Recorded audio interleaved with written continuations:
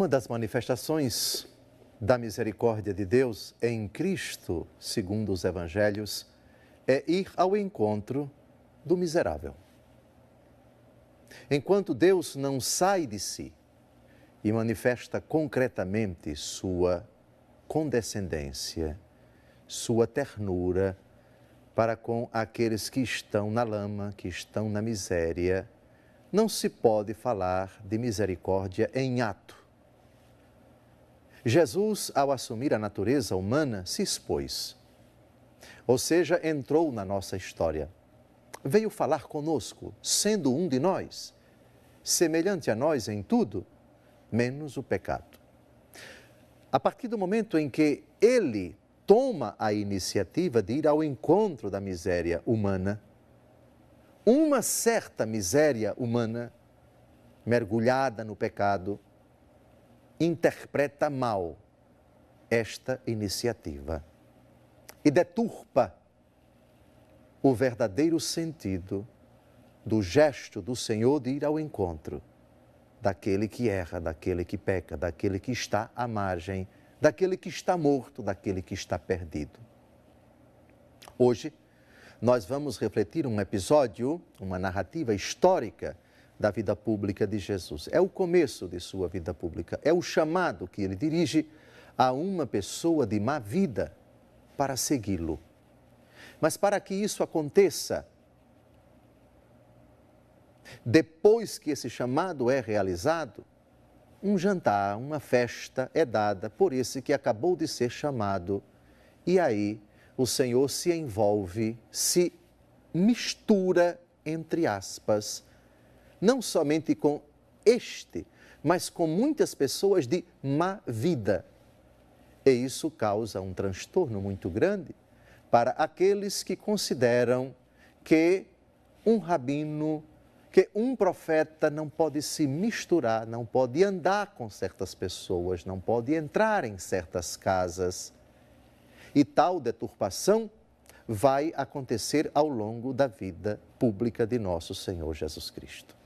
Hoje vamos refletir sobre a vocação de Levi, filho de Alfeu, também chamado de Mateus, o futuro apóstolo e evangelista Mateus. Essa narrativa mostra muito bem, de forma bastante evidente, quantos entraves, quantas dificuldades a misericórdia de Deus enfrenta para se manifestar em toda a sua grandeza. Vamos ao texto e depois reflitamos esse grande acontecimento do Evangelho. Partindo dali, Jesus viu um homem chamado Mateus, que estava sentado no posto do pagamento das taxas. Disse-lhe: segue-me. O homem levantou-se e o seguiu. Como Jesus estivesse à mesa na casa desse homem, numerosos publicanos e pecadores vieram e sentaram-se com ele e seus discípulos. Vendo isso, os fariseus disseram aos discípulos: por que come vosso mestre com os publicanos e com os pecadores? Jesus, ouvindo isso, respondeu-lhes: não são os que estão bem que precisam de médico, mas sim os doentes. Ide e aprendei o que significam estas palavras: eu quero a misericórdia e não o sacrifício. Eu não vim chamar os justos, mas os pecadores. Publicano é um cobrador de imposto, um funcionário do Império Romano, bem pago pelo Império. Sua tarefa, cobrar impostos das pessoas.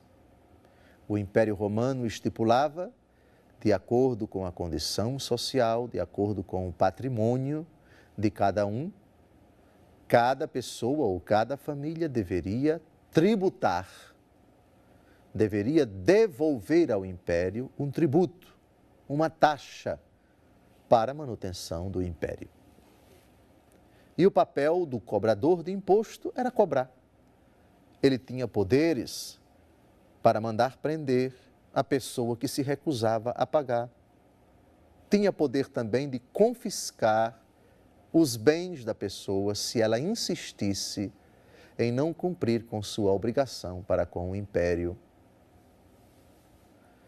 Os cobradores de impostos geralmente eram pessoas que roubavam, ou melhor, ou pior, que extorquiam dos cidadãos romanos, de todos aqueles que tinham a obrigação de pagar impostos.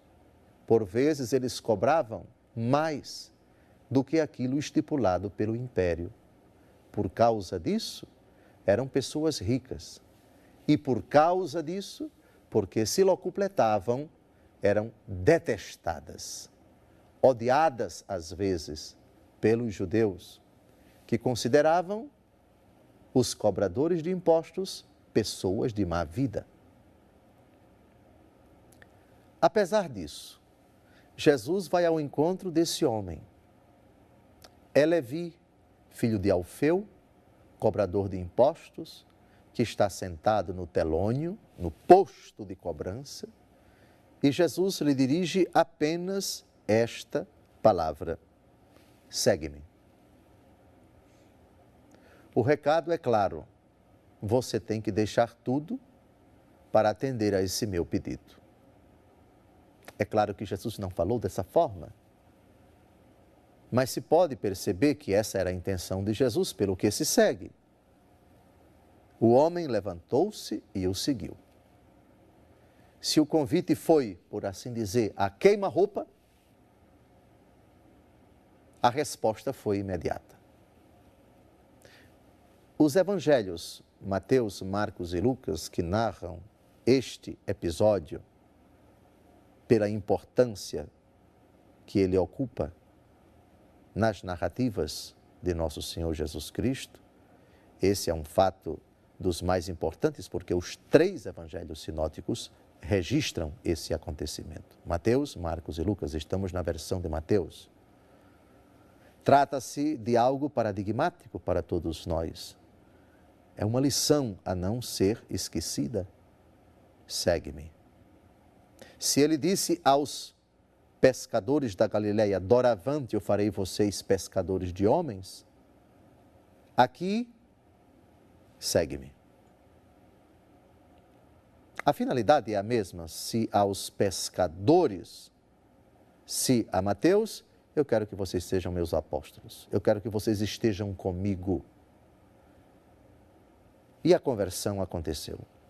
Os textos não falam, nem Mateus, nem Marcos, nem Lucas, o olhar de Jesus, a reação de Mateus.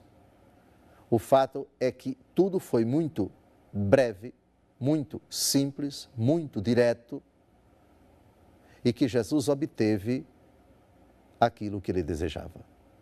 Conseguiu para si mais um apóstolo. Tirado do mundo do pecado.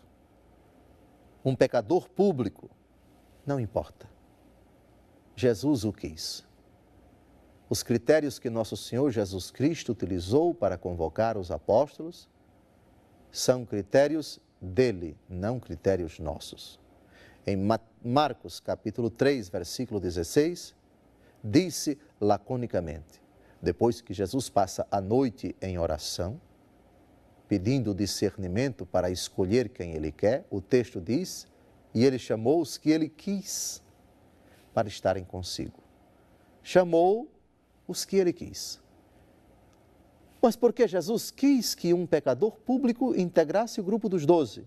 Resposta simples, porque ele quis.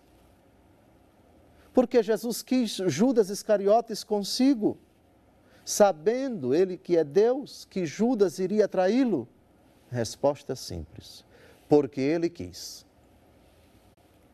Mas por que São Pedro que haveria de negá-lo? Por que Filipe? Por que Bartolomeu? Por que João? Por que tantos outros? Resposta, meu bichinho, porque ele quis.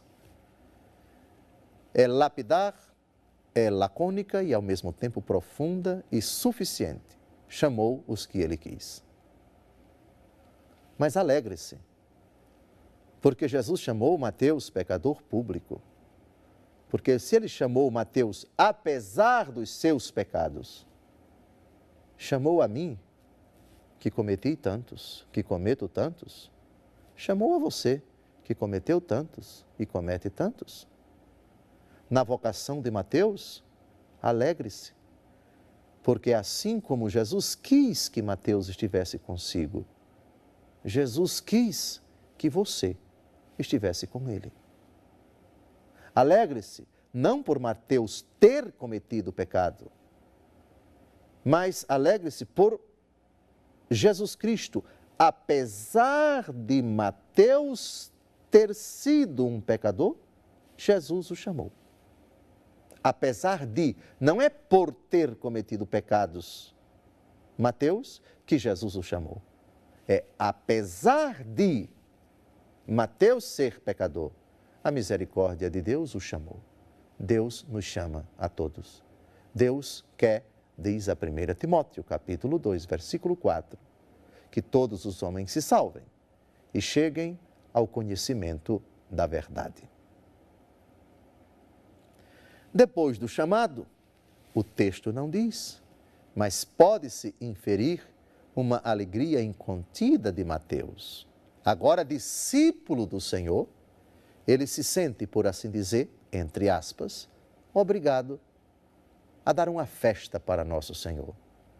São convidados para esse banquete os discípulos de Jesus, não sabemos quantos já estavam com nosso Senhor, estamos no início de sua vida pública, e certamente muitas outras pessoas tidas pelos adversários de Jesus como pessoas de má vida, certamente colegas, companheiros de trabalho, cobradores de impostos, amigos seus, colegas de atividade laborativa e outras pessoas desse círculo que para alguns eram pessoas de má vida. No próximo bloco, nós vamos comentar o resto do relato, precisamente o desdobramento da festa, a murmuração que alguns fazem e a resposta de Jesus. Alguns formulam perguntas aos discípulos de Jesus, mas Jesus não permite que os seus discípulos respondam. Ele mesmo se adianta e responde, e a resposta de Jesus para nós será de extrema importância. Até o próximo bloco. Olá, caríssimo telespectador da Rede Século XXI. Retomamos nesse segundo e último bloco a nossa reflexão sobre a parábola do joio. No ano da misericórdia, é um argumento importante para a nossa reflexão, essa parábola, porque ela trata, numa linguagem toda peculiar, a questão da presença do mal no mundo e como a misericórdia de Deus se imposta, se apresenta, se posiciona diante desse mal. Quem é o autor do mal? Como ele entrou na história? E qual a posição do Deus misericordioso diante do crescimento do mal, juntamente com o crescimento da obra de Deus? No bloco anterior, nós terminamos refletindo sobre a ação do inimigo. O homem tinha semeado boa semente em seu campo. Na hora em que os homens repousavam, veio o seu inimigo, semeou o joio no meio do trigo e partiu.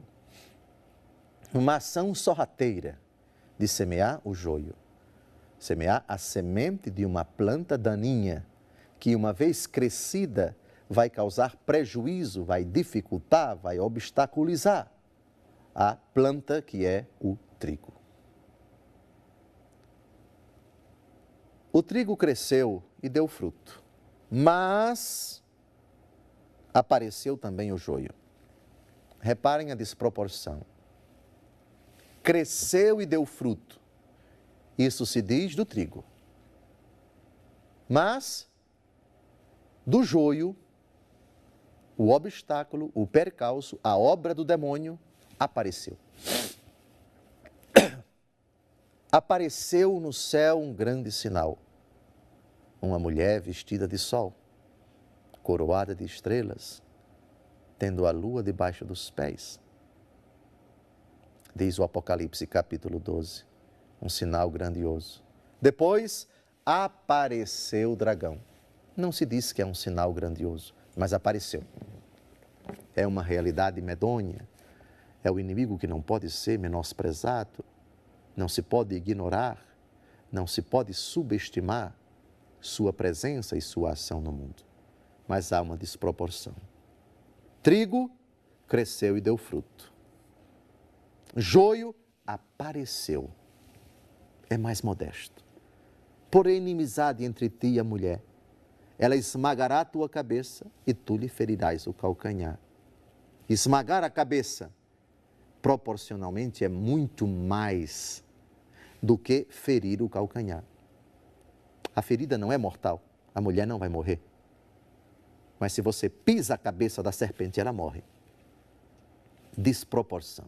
Sim, o mal está presente no mundo, mas não é proporcionalmente forte, poderoso, glamouroso,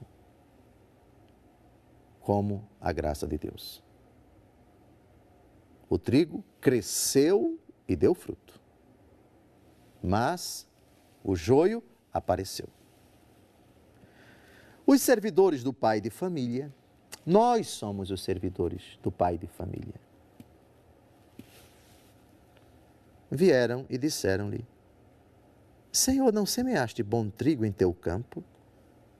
De onde vem, pois, o joio? Uma pergunta existencial que nos toca a todos. Em um determinado momento da nossa vida, contemplando o mal,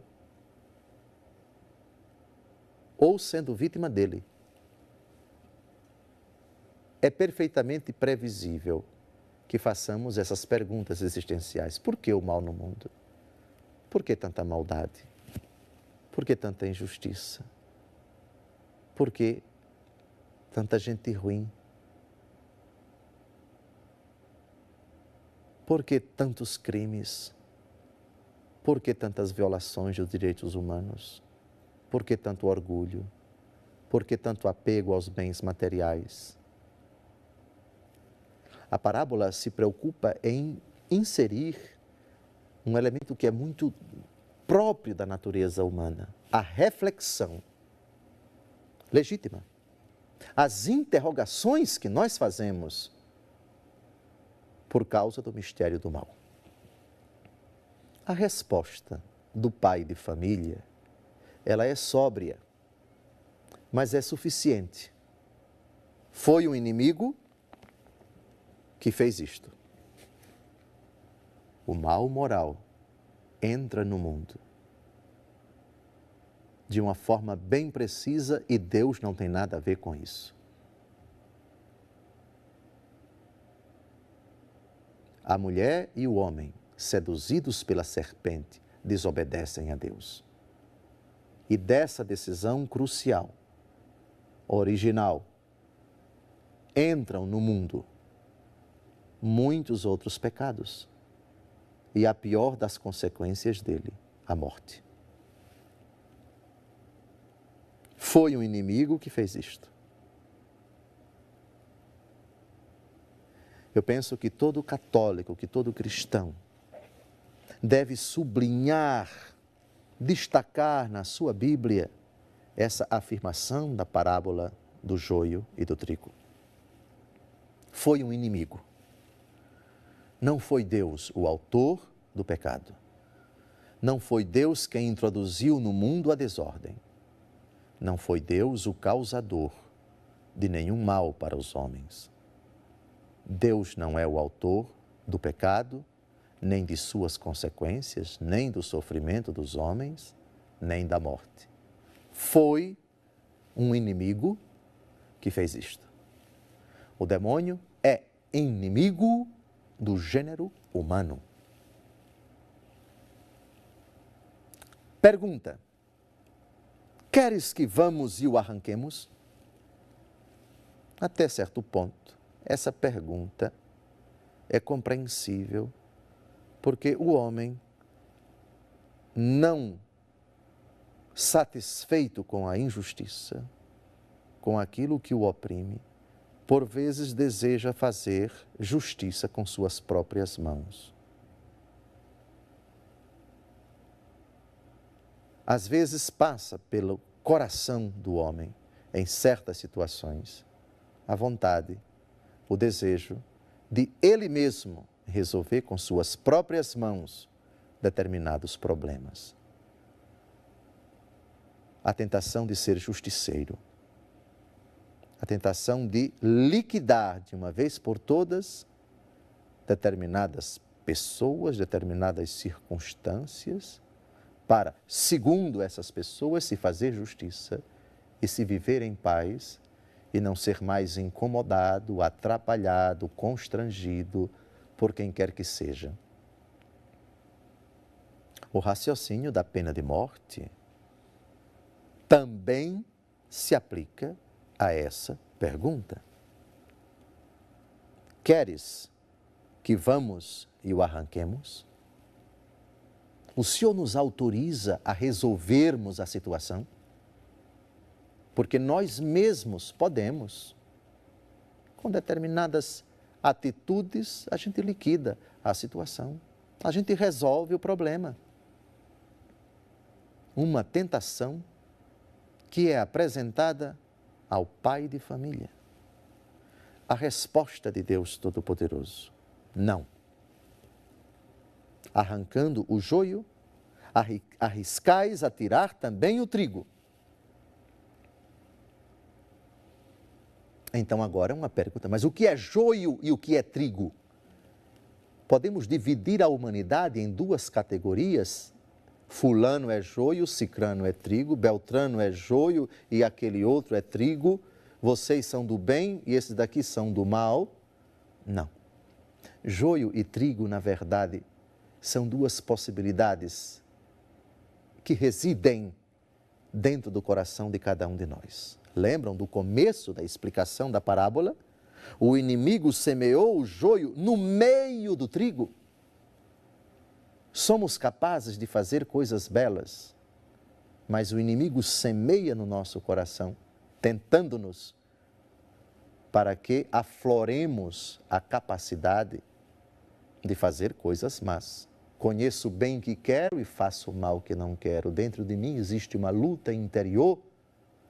Quem me libertará deste corpo de morte, diz o apóstolo Paulo na carta aos Romanos, capítulo 7. Joio e trigo dentro do nosso coração.